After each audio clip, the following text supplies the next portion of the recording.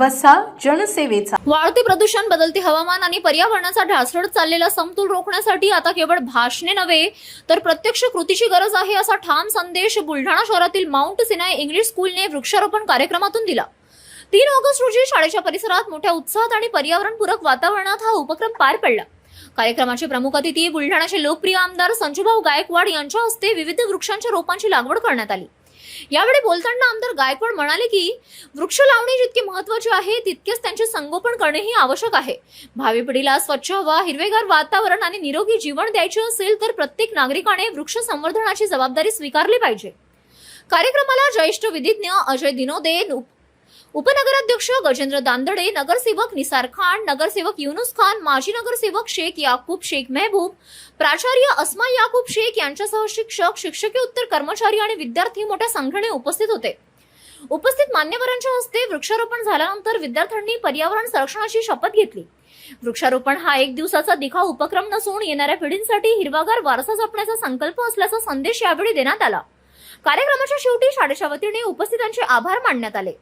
आखिरी टोक के ऊपर सीबीएसई पैटर्न से मतलब नर्सरी से लेके केजी 1 केजी 2 से 10वीं तक के बच्चे यहाँ पर पढ़ रहे हैं. बहुत बड़ा विषय है. ये स्कूल को किसी का फाइनेंस का सपोर्ट नहीं है, गवर्नमेंट की ग्रांट नहीं है.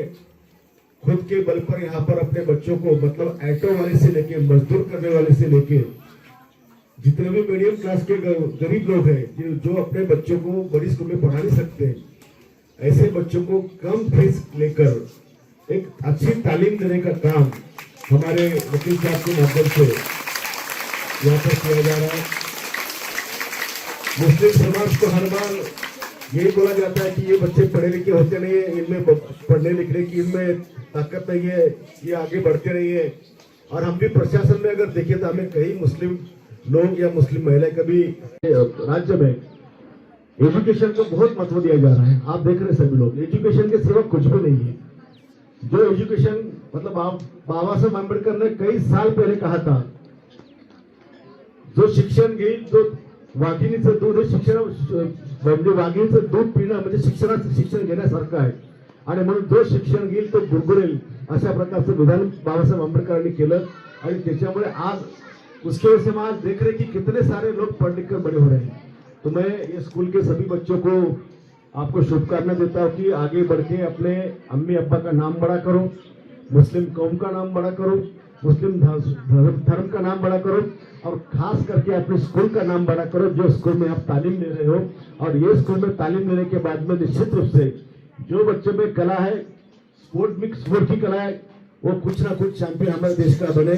जो बच्चों में एजुकेशन का टैलेंट है वो हमारे एमपीएससी यूपीएससी के माध्यम से इस देश के जवाबदार अधिकारी बने. जितेंद्र कायस्थ, मुख्य संपादक, सिटी न्यूज.